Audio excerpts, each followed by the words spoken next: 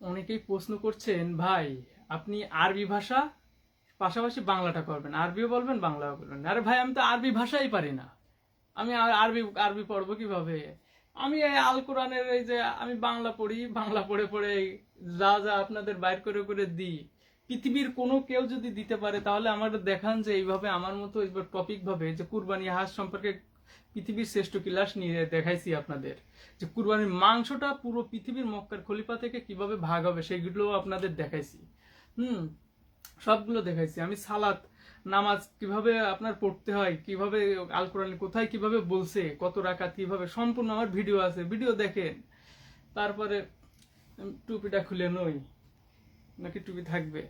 তারপরে ওই যে আছে আপনার, মানে ক্লাস নেওয়ার জন্য আমি প্রস্তুতি নিচ্ছিলাম। আপনার আজকে আমার ক্লাস নেওয়ার কথা ছিল হচ্ছে রুহু, নফস, আর হচ্ছে মানুষ সৃষ্টির রহস্য, পৃথিবী ধ্বংস, তারপরে হযরত মোহাম্মদ ওই আদম আলাইহিস সালাম থেকে শুরু করে শেষ নবী হযরত মোহাম্মদ সাল্লাল্লাহু আলাইহি সাল্লাম পর্যন্ত যত নবী রাসূল আছে এই কোরআনের ভিতর কোথায় এ টু জেড পুরোটাই আপনাদের জানানোর জন্য, কোথায় কিভাবে কত নম্বর সূরায় কত নম্বর আয়াতে কিভাবে কোন নবীর উপর কোন পুস্তক কিভাবে নাজিল হয়েছিল এর প্রেক্ষাপটটা, মানে এ টু জেড, মানে কোরআন থেকে আপনাদের জানানোর জন্য ক্লাস নেওয়ার জন্য প্রস্তুতি নিয়েছিলাম। এই দেখুন ক্লাস নেওয়ার জন্য প্রস্তুতি নিয়েছিলাম। হ্যাঁ, কিন্তু সেটা আর হচ্ছে না আজকে। হ্যাঁ, মাইন্ড সেট আপ নষ্ট হয়ে গেছে। মানে মানুষের উল্টো পাল্টা কমেন্টে, হ্যাঁ, ধানায় পানায় কথাবার্তা লেখে, মানে আমি এত সুন্দর করে কোরআনের আয়াত, সূরা নাম্বার, আয়াত নাম্বার সব প্রমাণ দিই, তারপরও হঠাৎ করে মনে করেন কুরবানি আর হাজ সম্পর্কে একটা ভিডিও হঠাৎ করে কমেন্ট করে দেবে, ধরেন যে নামাজ কোরআনে আছে। তা নামাজ নিয়ে তো আমার ভিডিও আছে, আরো মনে হয় কয়েক বছর আগে ভিডিও বাইট করা আছে, ওটা দেখেন। তারপরে উজু কিভাবে করতে হবে, আল কোরআনে নাকি উজুই নাই। বাট আল কোরআনে যদি উজু না থাকে তাহলে আল্লাহ কোরআন দিছে কি জন্য? আল কোরআনে নবী মোহাম্মদ সাল্লাল্লাহু আলাইহি ওয়াসাল্লাম উজু কিভাবে করতো? আল কোরআনে উজু আছে। 5 নম্বর সূরা 6 নম্বর আয়াতে দেখেন আপনার উজু আছে কিনা। দেখেন, আমার মতো ভণ্ড, আমার মতো পাপিষ্ট, আমার মতো ওই যে আপনারা যে আমার পদবি দিচ্ছেন ইহুদি, খ্রিস্টান, নাস্তিক, তারপর আরো কত কি যে পদবি দিচ্ছেন না, এই পদবিতে আমি অনেক কষ্ট পাই, মানে কষ্ট লাগে যে অনলি কোরআন বিশ্বাসের কারণে যদি এই এই সমস্ত পদবি ইহুদি, খ্রিস্টান, নাস্তিক, তারপরে তারপরে আরো ধানায় পানায় কি মুদ্দাত, মুস্তাদ, হাবি জাবি কথাবার্তা বলেন, বলেন, সমস্যা কি? বলবেন তো। কারণ নবীর আমল এই কোরআন, অনলি কোরআন প্রচার করার সময় নবী মোহাম্মদ সাল্লাল্লাহু আলাইহি ওয়াসাল্লামকেও কাফেররা, ইহুদি, খ্রিস্টান, নাস্তিক, কাফের, ভণ্ড, তারপরে যে হাবি জাবি যত যা, হ্যাঁ, ইচ্ছা মতো মানুষ কইছে। তাতে কি হয়েছে? নবীর কি কোরআন প্রচার বাদ দিয়ে গেছে? আমি আবার নবীর সাথে আমি নিজেকে তুলনা করছি না। আমি নিজে একটা ভণ্ড পাপিষ্ট, আমি স্বীকার করি ভাই। এখন অনেকে বলতেছে, ভাই আপনি শুধু বাংলা কোন কেন? আরে বাংলা কেন, আমি তো কোরিয়া, আমি তো বাংলা ভাষায় যদি না বলি, আমি যদি আরবি ভাষায় বলি, আমার আরবি ভাষা কয়জনে বুঝবে? পৃথিবীর মানুষ আরবি ভাষা কয়জন বুঝবে? আমার ভাষা বাংলাদেশে কয়জনে আরবি ভাষা জানে? আমি জানি বাংলা, আমি জানি ইংলিশ, আমি জানি কোরিয়ান। আমরা যদি কোরিয়ান ভাষায় বলেন যে ভাই কোরিয়ান ভাষায় এ টু জেড আপনি যে ক্লাসগুলো নেন বাংলা না বাদ দিয়ে একবার এ টু জেড কোরিয়ান করবেন, আমি কোরিয়ান পারি। আমি কোরিয়ান ভাষায় যদি এই আল কোরআনের যে যত ক্লাস নিছি, আল কোরআনের অনেকগুলো ক্লাস নিছি, আমার যারা অনেক দিন ধরে ফলো করেন তারা হয়তো জানেন যে আমি অনলি আল কোরআন বিশ্বাসের কারণে আল কোরআন থেকে পুরো বিস্তারণ, কারণ এই আল কোরআনের ভিতরে এ টু জেড সব আছে। আর নবী মোহাম্মদ সাল্লাল্লাহু আলাইহি ওয়াসাল্লাম আল কোরআনের মধ্যে পৃথিবীর কোনো বই, পুস্তক, গ্রন্থ কোনো কিছু নাজিল করেন নাই। কত নম্বর সূরা? 22 নম্বর সূরা, কত আপনার 25 নম্বর সূরা, 33 নম্বর আয়াত, 75 নম্বর সূরা, 19 নম্বর আয়াত, 69 নম্বর সূরা, 101 থেকে 52 নম্বর আয়াত, তারপর 10 নম্বর সূরা, 37 নম্বর আয়াত, 6 নম্বর সূরা, 38 নম্বর আয়াত, 4 নম্বর সূরা, 163 নম্বর আয়াত, 2 নম্বর সূরা, 185 নম্বর। এগুলো পড়েন, আমি তো প্রমাণ দিছি। আরো তো বিস্তারিত বেসিকটা দিছি আপনারে, আরো তো ভিতরে কত আয়াত আছে তার কোনো শেষ আছে? সব যদি এক জায়গা করে দিই তো হজম করতে পারবেন না আপনারা। হুম, তারপর আরবি ভাষায় বলেন, তার ভাই আমি তো আরবি ভাষাই পারি না।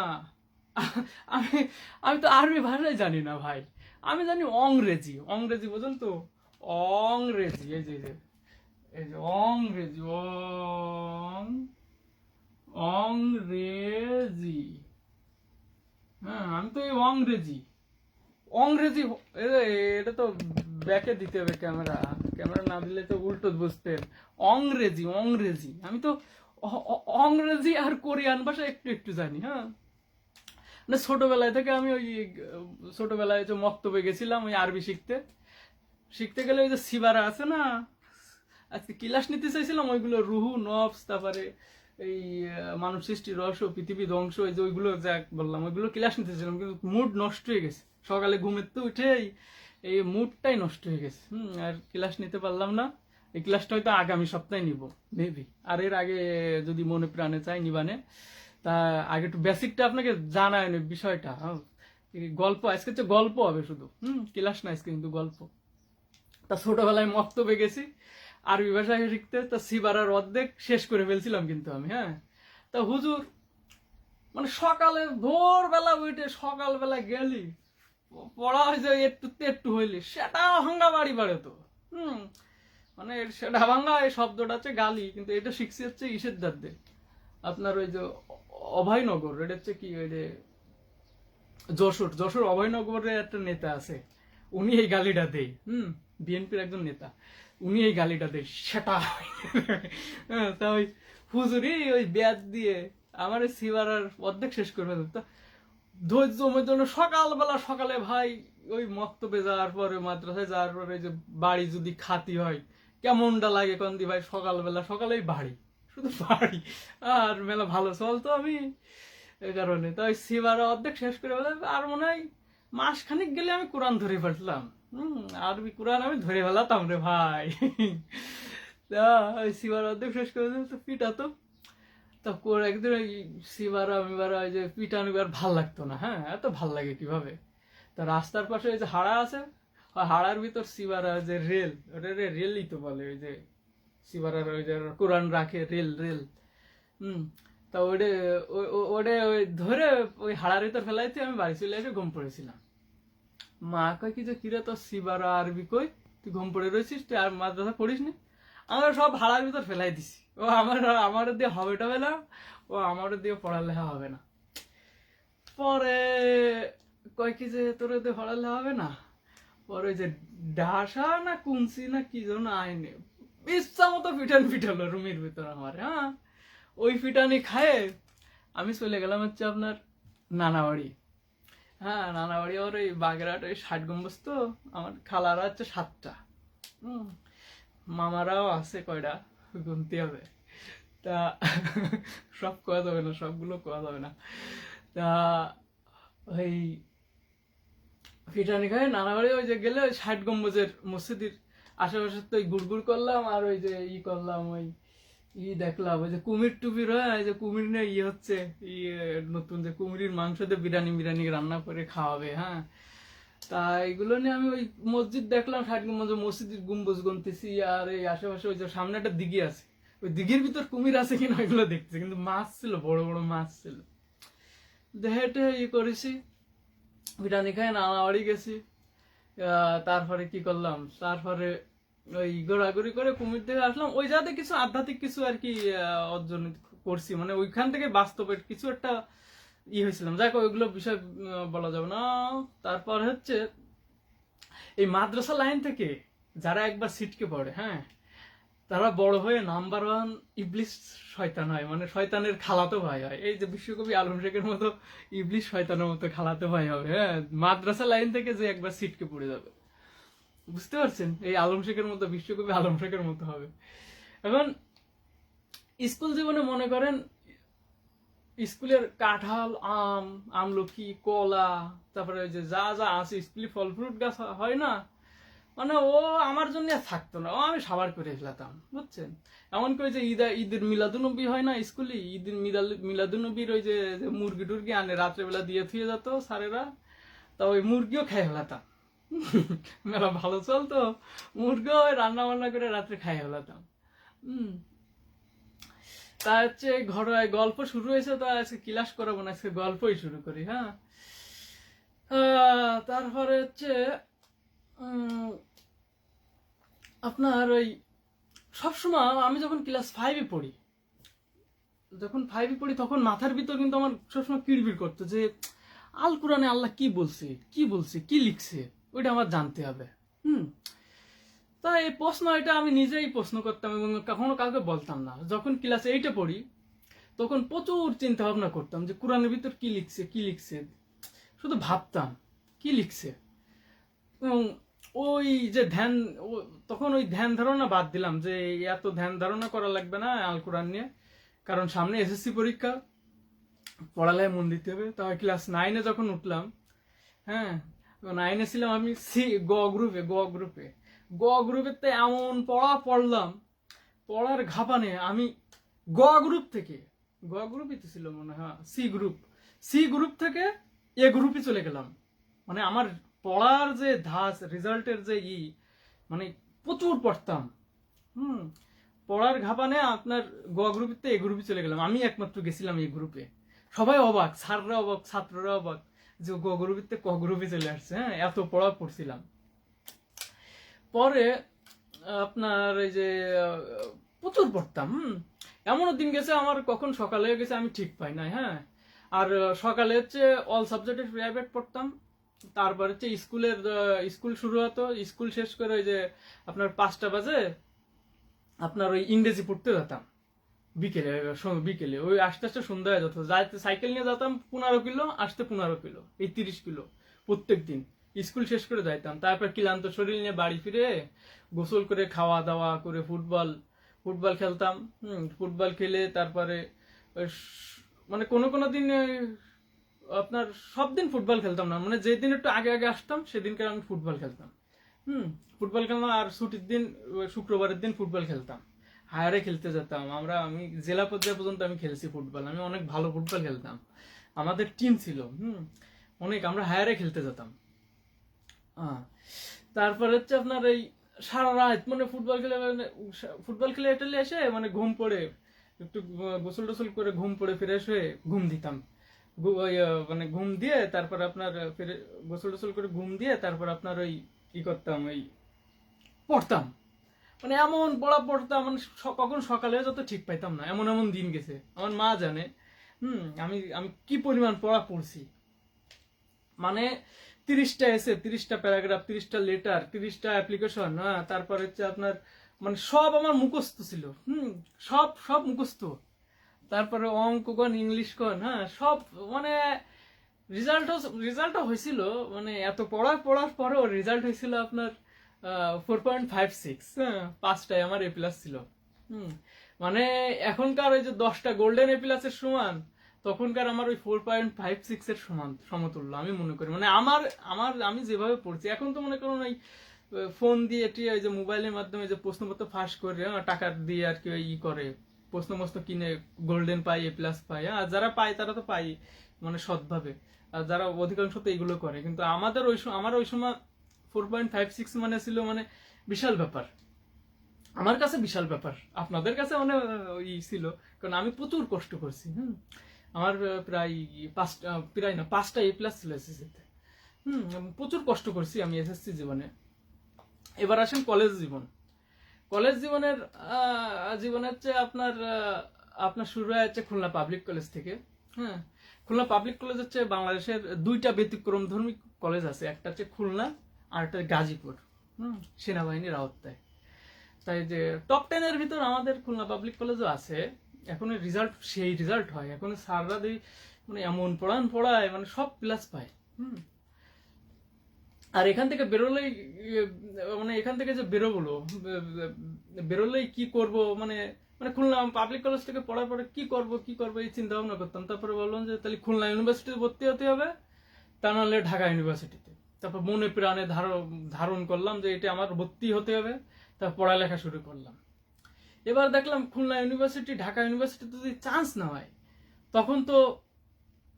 তখন কি হবে, এটা মাথার ভিতর কিলবিল শুরু করলো। তখন দেখলাম দৌলতপুর সাইদ স্যার এর কসিনি ব্যানারে লেখা মাত্র 80,000 টাকায়, 80,000 টাকা না 80,000 টাকা মনে হয় মেবি, সম্ভবত মাত্র 80,000 টাকায় আপনার কোরিয়াতে গিয়ে 1,00,000 টাকা ইনকাম করুন, মডার্ন কোচিনে ভাষা শিখুন, দক্ষিণ কোরিয়াতে পাহাড় রাখুন। আমি দেখলাম এত বালের লেখাপড়া আমার দিয়ে হবে না। আমার হবে না এত, আমি টাকা কোরিয়া যাব, কোরিয়া যে টাকা ইনকাম করবো, লেখাপড়ার গোষ্ঠী মারি। হ্যাঁ, তারপরে কোরিয়ান ভাষা শিখলাম, ভর্তি হলাম কোরিয়ান কোচিনে ভর্তি হলাম। প্রথম দিনে স্যার বলে যে আলম শেখরে দিয়ে ভবিষ্যতে কিছু একটা হবে। কারণ আমার ওই ক্লাস প্রথম দিনই নিয়ে আমার স্যার ওই যে চেয়ারের সামনে নিয়ে ক্লাস করে, মানে স্যার আবার উল্টো লেখে। মানে আমি মানে স্যারের অপোজিটিভ আসে না, আমি দেখতেছি সোজা, কিন্তু স্যারের দিক থেকে স্যার হচ্ছে উল্টো লেখে। ওই উল্টো লেখা আমি শিখে গেছিলাম। আমি নিজের আয়ত্তে নিয়ে আসছিলাম। আমি কিন্তু উল্টো লিখতে পারি, বাংলা ভাষা একেবারে উল্টো লেখবো গুলির মতো। মানে গুলির মতো আগে ওই কলেজ জীবনে পারতাম, এখন সব ভুলে গেছি, কিন্তু স্যার পারে। ওই স্যারের কাছ থেকে শিখছিলাম, মানে স্যারের শুধু দেখছিলাম যে উল্টো লেখে, তারপরে আমি আয়ত্ত নিয়ে আসছিলাম যে আমিও তাহলে উল্টো লেখবো। তারপরে ক্লাস করা শুরু হলো। হ্যাঁ, এই যে কোরিয়ান ভাষা চলছে, সাথে কর্নেলের ওই কলেজ জীবনের লেখাপড়া চলছে। তারপরে কর্নেলের মেয়ের সঙ্গেও প্রেম চলছে। তখন আমি প্রচুর কবিতা লিখতাম। আমার একটা কবিতা আর প্রেমে পড়ে, ওই কবিতা দেখে সেই রমণী, সেই সুন্দরী আমার প্রেমে হাবিডুব খাচ্ছিল। এবং অনেক ইতিহাস, এত কিছু বলা যাবে না, তালি গোপন তথ্য ফাঁস হয়ে যাবে। হ্যাঁ, তারপর কলেজে দেখলো কর্নেল সাহেব আমার ফার্স্ট ইয়ারের রেজাল্ট খারাপ। কারণ যাচাই বাছাই করে দেখলো কোরিয়ান ভাষা শিখি আর এই প্রেম করার কারণে।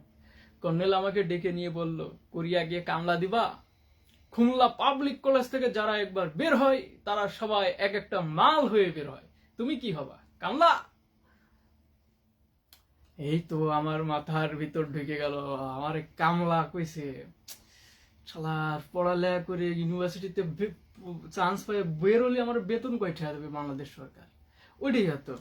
আর কোরিয়া যে আমি 1 লাখ টাকা ইনকাম করবো, আর এত লেখাপড়া এত কিছু আমার এতে হবে না, আমি কোরিয়া যাব, কোরিয়া যাই করব। আচ্ছা, ওইটা আমি মাথার ভিতর রাখলাম। কর্নেলের কথা আমি শুনে করলাম। কর্নেল আবার ওই একবার সেনাবাহিনীর পোশাক টোশাক পরে নিয়ে আর কি আমাদের ইউনিভার্সিটির প্রিন্সিপাল, কলেজের প্রিন্সিপাল। হ্যাঁ, তারপরে এই হঠাৎ কোরিয়ান রেজিস্ট্রেশন করার জন্য সময় দেখলাম, করতে যাই দেখি আমার পাসপোর্টে বয়স হয় নাই। তখন কি হবে? তখন স্যার আমার ওই কলেজ জীবনের ওই বাংলা পড়া শুরু করলো। বাংলা দ্বিতীয় পত্র আছে না, ওই স্যার আমার বাংলা দ্বিতীয় পত্র পড়ালো। ওই কোচিনে কিন্তু ভর্তি ছিলাম কোরিয়ান ভাষার, ওই কোর্সও একটা করছিলাম। করার পরে ওই যে রেজিস্ট্রেশনে দেখে আমার পাসপোর্টে বয়স হয়নি, পরে আমার বাংলা পড়ানো শুরু করতো। এই ওটা ইন্টার ফার্স্ট ইয়ারে না সেকেন্ড ইয়ারে, সেকেন্ড ইয়ারে মনে হয়, ফার্স্ট ইয়ারে মানে বাংলা পড়াতো আমার স্যার। এবার খুলনা পাবলিক কলেজ থেকে বের হলাম। বের হওয়ার পরে এবার ইউনিভার্সিটির ভর্তির যুদ্ধে সাইফুরস কোচিনে ভর্তি হলাম। তারপরে কবরখানা আলামিন স্যারের ইংলিশে ভর্তি হলাম। সেখানে ইউনিভার্সিটির ভর্তি যুদ্ধ, সেই পড়ালেখা, একটা পড়ালেখা করে কি আই রে বাবা, মনে হয় যেন পৃথিবীর সব পড়ালেখা বই পুস্তক মনে হয় মাথার ভিতর, সবার প্রত্যেকের মাথার ভিতর ঢোকানো। তা আমি ভাবলাম, life is game. If you want to finish this game, you should must be hard work and plan and step and apply step by step. মানে জীবন হয় এমন একটা, this game is not cricket, not football, not hockey, not volley, etc. মানে জীবন হয় এমন একটা, আমি ওই সময় উপলব্ধি করলাম যে জীবন এমন একটা যুদ্ধ, যেটা মানে এমন একটা যুদ্ধ, এমন একটা খেলা, এই খেলায় আপনার পাস করতে হলে, মানে সাইন করতে গেলে আপনাকে কঠোর পরিশ্রম করতে হবে। আর এই কঠোর পরিশ্রম করতে গেলে আপনার 3টে প্ল্যান করা লাগবে। একটা হচ্ছে আপনার 3টে প্ল্যান সবসময় রাখতে হবে, মানে একটা প্ল্যানে কাজ না হলে ওইটা যদি ফেল খান, তারপর দ্বিতীয় প্ল্যানে আপনার কাজ হবে, দ্বিতীয় প্ল্যানে কাজ না হলে তৃতীয় প্ল্যান। এই 3টে প্ল্যান আপনি যদি স্টেপ বাই স্টেপ প্রয়োগ করতে পারেন, তাইলে আপনি লাইফে আপনার কাঙ্ক্ষিত ইসে সাইন করতে পারবেন। হ্যাঁ, আমি লুঙ্গি পরে আপনাকে আজকে গল্প শুরু করতেছি। তারপরে সেখানেও এক প্রেম কাহিনী। পৃথিবীর ওই রকম সুন্দরী মেয়ে আমি কখনো দেখিনি। বাড়ি ছিল হচ্ছে আপনার সাতক্ষীরা তালা উপজেলা। মেয়ের নাম ছিল হচ্ছে মেঘপুঞ্জ। মেয়েটি যদি আমার ভিডিও দেখে, আমার তো জয় বাংলা করে দেবে রে। মেঘপুঞ্জ। মেয়েটি ছিল আবার হিন্দু। আমাকে প্রচুর ভালোবাসতো, আমিও তাকে ভালোবাসতাম। তো অনেক প্রেমের ইতিহাসে বলা যাবে না, সব বললে, এত কিছু বললে বিশ্বকবির সব গোপন তথ্য ফাঁস করে দেওয়া যাবে না। হ্যাঁ, তারপর এক জায়গায় এতদিন ভাল লাগে না, তারপর চলে গেলাম গাজীপুর। এর ভিতরে অনেক ইতিহাস আছে। গাজীপুর, তারপর গাজীপুরে কসমো গ্রুপে চাকরি করলাম, তারপর ঢাকা নাবিস্কো, লোসেকটিল, তারপর পোলার আইসক্রিম এ চাকরিও চলছে, ড্রাইভিং পেশাও চলছে। আমি ড্রাইভিংও ঢাকা শহরে আমি ড্রাইভিং করছি। ড্রাইভিং পেশাও আমার ছিল, ড্রাইভিং করছি, লাইসেন্সও ছিল আমার, লাইসেন্স করছিলাম ঢাকায় থেকে, লাইসেন্স করে আমি ড্রাইভিং করছি ঢাকায়।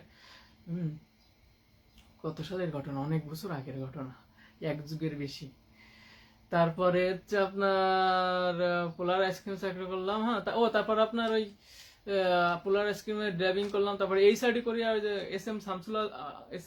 শামসুল আলম আছে না, এই সাইডে করে সেজং ইনস্টিটিউট, ওইখানে আমি কোচিং করছি। ওইখানে আমি ক্লাস করছি স্যারের কাছে, যে মানে ভাষা পারদর্শী মানে স্যারের কাছে প্রত্যেক বছর 10 জন করে লোক যেত, ওই সিস্টেমে আমি কোরিয়ায় যাব। কোরিয়ায় যে লাখ টাকা ইনকাম করবো। আমি ভাষা পরীক্ষায় দেওয়ার জন্য করছিলাম, কিন্তু ওই বছরে মানে যেদিনকার পরীক্ষা ছিল ওই দিনকার আমার আমি আবার ডিউটি ছিল, মানে ডিউটি মানে 11টা না 12টা পর্যন্ত ডিউটি করে ঘুম দিছিলাম। ঘুম দিয়ে আমার সকালে ঘুমের থেকে উঠতে দেরি হয়ে গেছিল।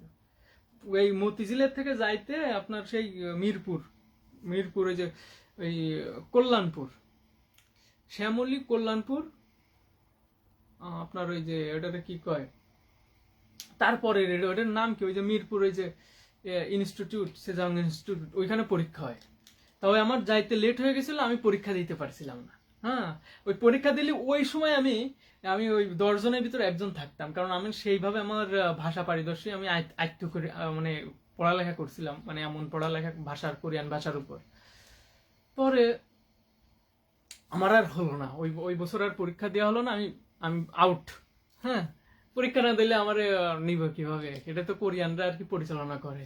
এখানে তো আলম স্যারেরও কোনো ক্ষমতা নাই যে টাকা পয়সা দিয়ে ঢুকাই দেওয়ার। হ্যাঁ, তা হলো না, মানে আমি লেট করছি, মানে জাম তো ঢাকা শহরে, আমি ডিউটি করে ঘুমাইছি, সকালে উঠতে দেরি হয়ে গেছে, তারপর তাড়াহুড়া করে গেছি, তাও তো জাম না থাকলে আমি পোষাই যেতাম।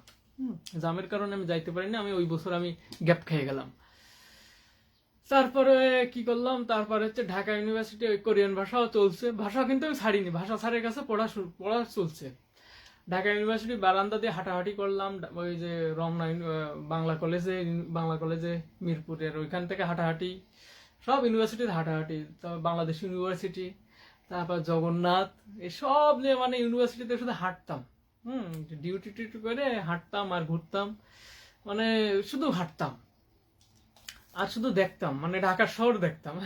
দেখতে ভালো লাগতো, এরকম চলছে। এখন হঠাৎ মনে হলো যে আমি তো ইংরেজিতে দুর্বল, তাহলে ভাষা শিখি। আমি আবার থাকতাম মতিঝিলে, শাপলা চত্বরের ওই ইসে। তা ওইখানে ইংরেজিতে আমি দুর্বল, তাহলে ইংরেজি শিখতে হবে। এমনি ইংরেজি শিখবো কিভাবে? ইংরেজি আপনার ওই গুলিস্তানে এক কোচিনে ভর্তি হলাম। ইংরেজিতে না, গুলিস্তানে অংরেজি, অনেশ্বর ওই যে বিসর্গ কয় নাকি, বিসর্গ রয়কার বর্গ, অংরেজি শিখলাম। কত 10,000 না 12,000 না 8,000 দিছিলাম, দিয়ে ভর্তি হয়েছিলাম, মনে নাই কত দিছিলাম, খেয়াল নাই। দিয়ে ভর্তি হয়ে 2 দিন ক্লাস করে ভাগছি। শালারাই গুলিস্তানে শিখে ভাষা শিখে কোনো লাভ নাই, সব ভগিযোগ। প্রথম দিন মনে হয়েছিল যে আমার মনে হয় ইংলিশের জাহাজ বানাই ফেলাবে। পরে 2 দিন ক্লাস করার পরে বুঝছি শালাকে কিছু হবে না, টাকা ফেরত চাইছি, টাকা দেয় না, তারপর ভাগছি। ভাগে গেলাম যে তাহলে ইংরেজি ভাষা শিখে মানে IELTS ফার্মগেটে গেলাম যে কি অংরেজি শিখতে, অংরেজি। আমি একটু লেহে আপনাকে দেখাতে বললে একটু শান্তি পেতাম। হ্যাঁ, অংরেজি,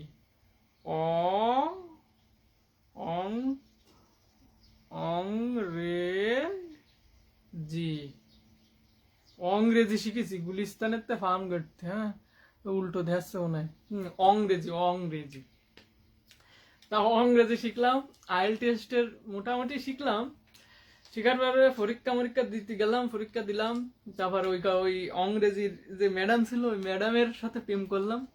ওই ম্যাডাম ছিল আপনার আবার এসপির মায়ে। এসপির মায়ে, এবার ওই এসপি তো আবার কুরবানি দেবে। হ্যাঁ, ওই মায়ে আবার আমার প্রচুর ভালোবাসতো। ওই সময় কবিতা অনেক কিছু লিখতাম, তো আমার আপনার প্রেমের কবিতা, বিদ্রোহী কবিতা, রোমান্টিক কবিতা, হাসির কবিতা, তো দুঃখের কবিতা, সুখের কবিতা। হ্যাঁ, মানে প্রচুর কবিতা লিখতাম। ওই কবিতা দেখে ম্যাডাম আমার প্রেমে মানে হাবুডুবু, মানে ফিদা। আমার ছাড়া সে কিছু চেনে না। মানে বাপের কাছ থেকে টাকা আনে আর ওই টাকা আমার দেয়, আমি পারফিউম কিনি, তারপরে ঘড়ি কিনি, তারপরে বিভিন্ন ধরনের ইটি কিনি, হ্যাঁ, টি শার্ট মিশার্ট জুতো মুতো কিনি। আর সে একটা বিশাল ব্যাপার স্যাপার, হ্যাঁ। তারপরে মানে একটা ভাব আছে না যে আমার শ্বশুর এসপি, হ্যাঁ, আমি বিয়ে করবো ওই মেয়েকে, প্রেম করে আমার শ্বশুর হবে এসপি। আমার একটা ভাব আছে না, মানে মনের ভিতরে একটা আলাদা একটা ভাব চলে আসে, আলাদা একটা শক্তি চলে আসে, হ্যাঁ। এসপির জামাই, আমার শ্বশুর এসপি, গেল বিশাল ব্যাপার, হ্যাঁ। এবার হঠাৎ একদিন বাড়ি থেকে আমার বড় ভাই হচ্ছে বাংলাদেশ আর্মি পার্সন ছিল, আর্মি পার্সন, সে রাতে কল দিয়ে বলল যে তুই কোথায়। আমি বললাম আমি তো মতিঝিলে এই বাংলাদেশ ব্যাংকের সামনে এই যে শাপলা চত্বরে। কয় কি যে শাপলা চত্বরের পাশে আমি ঘোরাঘুরি করতেছি। কই তুই এক্ষুনি সবকিছু গুছাই নিয়ে বাড়ি চলে আয়। আমি কই কেন কেছে? কই তোর কোরিয়ার লটারিতে নাম বাজছে, তুই তাড়াতাড়ি চলে আয়।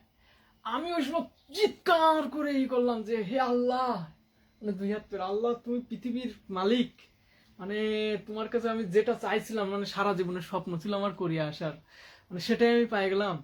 তোমাকে আমি মানে যে কি করব, আল্লাহরে যে কিভাবে ধন্যবাদ দেব, কিভাবে আল্লাহ শুকর আদায় করবো, আমি নিজেও বুঝতে পারতেছিলাম না। আমি মানে মানে অন্যরকম পাগল পাগল হয়ে গেছিলাম। মানে একটা খুশির সংবাদ পাইলে মানে মানে যেরকম একটা মানুষ ফিল করে না, অনেক দিনের চাওয়া আকাঙ্ক্ষা পাওয়া, হ্যাঁ, পাওয়ার যে আক্ষেপ, ওইটা যে থাকার পরে যখন হঠাৎ করে আপনি পাবেন, তখন কিন্তু অন্যরকম একটা হয়, মানে আমি ওই রকম হয়ে গেছিলাম। তারপরে কি করলাম, তারপরে পোলার আইসক্রিমের বিগ বসকে বললাম যে স্যার আমার তো কোরিয়ার লটারিতে নাম বাজছে, আমি তো চলে যাব, আমি কোরিয়া চলে যাব। হ্যাঁ, তুই চলে যাবি, তাহলে আমার এই ব্যবসা প্রতিষ্ঠান এগুলো কিটা দেখবে? কারণ আমি সব ওই যে ওই সেগুন বাগিচার ভ্যাটের অফিস, ট্যাক্সি ভ্যাটের অফিস আছে, ওই ভ্যাট দিতাম। তারপরে বাংলাদেশ ব্যাংকে স্যারের পোলার আইসক্রিমের যত ট্যাক্সের টাকা ওইগুলো আমি দিতাম, ওই যে ভ্যাটের টাকা। স্যার আবার অনেক বৈধভাবে ব্যবসা করতো, টাকা দিতাম। কারেন্ট বিল, বিদ্যুৎ বিল, তারপর মাল আনা নেওয়া, হ্যাঁ, সব আসা ওসা, মানে কত হাজার প্রোডাক্ট, মানে কি মানে সবগুলো মানে মানে সবগুলো স্টিকার টিস্টিকার ভ্যানিলা, হ্যাঁ, সবকিছু আমি করতাম। হুম সবই কিছু মানে ওই পুরো প্রায় দায়িত্ব আমার ছিল, এগুলো করতাম। তো আমি চলে গেলে তো স্যার হয়ে যাবে। তারপরে আমি স্যাররে বুঝাই টুজাই আমি ভাইকে ভাইকে যাহে শুরু করলাম ভাষা শিখা। আবার ভাষা শিখে টিকে আবার তারপরে কোরিয়া চলে আসলো। মানে কি হলো, মানে আপনার ভাষা শিখতে শুরু করলাম, হ্যাঁ। আর বললাম যে স্যার আমার জীবনের সেই স্বপ্ন, এই স্বপ্ন এখন পূরণ হবে। তারপর অনেক ইতিহাস, তারপর কোরিয়াতে আসলাম। তারপরে কলেজের যে সময় কলেজে আমি পড়ি, ওই কলেজে পড়া অবস্থায় একজন উচ্চ মানের নৌবাহিনীর অফিসার, যিনি ছিল আল কোরআনের অর্থের লেখক। এই যে আল কোরআনের লেখকটা না, এই যে আল কোরআনের লেখক, এই লেখকটা হচ্ছে সেই ওই স্যার। দেখুন 1 টাকা, অনেক কত বছর আগের 1 টাকা, হ্যাঁ, আমি কোরআনের ভিতরে রেখে দিছি, স্মৃতি হিসেবে রেখে দিছি। এই কোরআনের লেখকটা হচ্ছে আমার ওই সেই নৌবাহিনীর ওই স্যার। এই আল কোরআনের লেখক। তো ওই আল কোরআনের ওই লেখক আমার এক দাদার মাধ্যমে পালাম নাম্বার, যে উনি শুধু অনলি আল কোরআন নিয়ে করে। আর আমি তো স্কুল জীবন থেকে এই আল কোরআন নিয়ে আমার মাথার ভিতরই, এটা কিন্তু কলেজ জীবন থেকে ওই স্যাররে পাইছি। তা ওই স্যারের নাম্বারে আমি আমি স্যারের নাম্বারে আমি মেসেজ দিলাম। সে সময় আমার একটা স্মার্ট মোবাইল ছিল। স্মার্ট মানে ওইটা ভিডিও করা যেত, গান শোনা যেত, হ্যাঁ। ওই মোবাইলের নামটাই ছিল স্মার্ট। এতটুক স্মার্ট, এতটুক চওড়া, এতটুক লম্বা। তো স্মার্ট মোবাইল ছিল ওই সময় কলেজ জীবনে। তারপরে ওই মোবাইলে আমি স্যারের মেসেজ দিলাম যে সেম এই কথাটা লিখলাম, ইফ আল কোরআনুন কারিম is all in all, why we are following others book. মানে এই মেসেজ পায়ে স্যার তো পুরো পাগল হয়ে গেছে, যে এই ছেলেরাই দিয়ে তো মনে হবে, হ্যাঁ। স্যার তো আমার শুধু কল দেই, মেসেজ দেয়, হ্যাঁ, যে তুমি কখন আসবে, কবে আসবে, কোন টাইমে আসবে বলো। আমি বলতে স্যার আমি আসবো। পরে এক সময় গেলাম স্যারের বাসায়, স্যারের ফ্ল্যাটে। যাই দেখি স্যারের ফ্ল্যাটের ভিতর শুধু কোরআন আর কোরআন, আর পুরো ভর্তি কোরআন। কিরে স্যার এত কোরআন কিভাবে কি? তারপরে আমার যত প্রশ্ন ছিল ওই সবগুলো প্রশ্ন করলাম স্যারকে। স্যার অনলি কোরআন থেকে আমার আয়াত নাম্বার ধরে ধরে উত্তর সবগুলো আমি পালাম, উত্তর দিল। তারপর স্যার ডক্টর জাকির নায়েকরে কি মেসেজ দিছিল, ডক্টর জাকির নায়েক কি মেসেজের উত্তর দিছিল, হ্যাঁ ডক্টর জাকির নায়েক কিভাবে কি বলছে সব দেখালো, প্রমাণ দেখালো। তারপরে ইসলামিক ফাউন্ডেশনে কিভাবে কি দেখি কিভাবে হয়েছিল, মানে সব এ টু জেড, মানে সব আমারে দেখালো। দেখানোর পরে আমি সব উত্তর টুত্তর নিয়ে আমি চলে আসলাম স্যারের বাসা থেকে। স্যারের ছেলে একজন হচ্ছে এখন ওই সময় মেজর ছিল, হ্যাঁ এখন মনে হয় মেজরের থেকে অনেক উচ্চ পর্যায়ে চলে গেছে, মেজর ছিল। আর স্যারের একটা মেয়ে হচ্ছে আপনার ঢাকা মেডিকেলের গাইনি বিভাগের ডক্টর, আর ম্যাডাম হচ্ছে স্কুলের শিক্ষিকা, ইত্যাদি ইত্যাদি নানা ধরনের প্রশ্ন গল্প টুকরো নিয়ে হ্যাঁ উত্তর নিয়ে আমি চলে আসলাম। আর আমার আমি কিন্তু ওই কলেজ জীবন থেকে এই আল কোরআন নিয়ে, মানে আমার চিন্তাধারা এই আল কোরআন নিয়ে চিন্তাধারা শুরু হয় কিন্তু ওই স্কুলের প্রাইমারি স্কুল থেকে, ক্লাস 5-এ যখন পড়ি। আর ক্লাস 8-এ যখন পড়ি তখন এটা আর কি পুরো মাথার ভিতর ঢোকে যে আমার এটা পড়তে হবে, কোরআনের ভিতর কি আছে কি দেখি। আর এইটা মানে বাস্তবায়ন হয় হচ্ছে আমার কলেজ জীবনে। কলেজ জীবনে আমার এটা আমি পাই। পরে আপনার ওই যে মানে যত মানে সারাদিন যত ভণ্ডামি যত যা শয়তানি যা করি না কেন প্রত্যেকদিন আমি কিন্তু রাতে এসে এই কোরআনে আমি কি লিখছে কিভাবে কি লিখছে হ্যাঁ বাংলা মানে আমি পড়তাম, পড়ে ই করতাম, মানে রিডিং পড়তাম, শুধু রিডিং পড়তাম আর ভাবতাম এটা কইছে মানে ওই গল্প আছে না, এই কোরআনরা আমি পড়তাম হচ্ছে গল্পের মতো। গল্প আছে না ওই যে ইতিহাসের ওই যে 1000 বছর ধরে গল্প আছে না যেরকম, ওই গল্পের মতো আমি কোরআন পড়তাম। হ্যাঁ যে তবে এটা মনে প্রাণ আমি বিশ্বাস করতাম এটাই আল্লাহর অরিজিনাল, সেই আমি যে এত বছর ধরে যে জিনিস খুঁজতেছি ছোটবেলা থেকে সেই জিনিস পাইছি। তো গল্পের মতো পড়তে পড়তে ওইখান থেকে আমি আর কি শেখা শুরু করলাম ওই কলেজের ফার্স্ট ইয়ার জীবন থেকে। এই মানে এটা শুরু করার পরে যে দীর্ঘ বছর থেকে মানে দীর্ঘ বছরের জীবনে আল্লাহর রহমতে মানে প্রত্যেক রাতে আমি মানে কোরআনের ভিতর ঢুকে যাই, মানে যতই ভণ্ডামি যতই যা দেখেন না কেন আমি কিন্তু প্রত্যেক রাতেই মানে প্রায় মানে প্রতিদিন না মানে প্রায় প্রতি রাতেই আমি কিন্তু এই আল কোরআনের ভিতর আমি ঢুকে যাই যে কোথায় কি লিখছে একটু দেখি কোরআনে কি, মানে আমার প্রশ্নগুলো মানে কোরআন থেকে আমি বাইর করি প্রশ্নের উত্তর অনলি কোরআন থেকে, কারণ আমি অনলি কোরআন বিশ্বাসী এবং মুসলিম ধর্ম পালনের ক্ষেত্রে অনলি কোরআন বিশ্বাসী। আমি পৃথিবীর আর কোনো বই পুস্তক আমি কোনো কিছু আমি পৃথিবীর আর কোনো কিছু আমি বিশ্বাস করি না যে এগুলো আল্লাহর কিতাব, ওইগুলো আল্লাহ বলছে, ওটা নবী বলছে, ওটা রাসুল বলছে, আমি এগুলো বিশ্বাস করি না।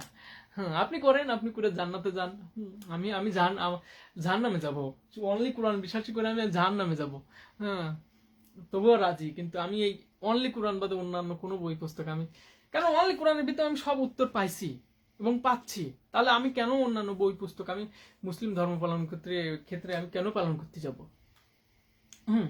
তাই এই যে এত বছর ধরে সেই অনেক বছর কিন্তু এক যুগের বেশি অনেক বছর ধরে এত বছরের যে অর্জিত জ্ঞানগুলো, তাই আপনাদের মাঝে মাঝে ভাবলাম যে আমি তো এটা নিয়ে বই লেখা যাবে না, কারণ মানুষের যখন জ্ঞান বেশি হয়ে যায় তখন মানুষ বই লেখে, নাহলে অন্যান্য আর কি করে আপনারা জানেন।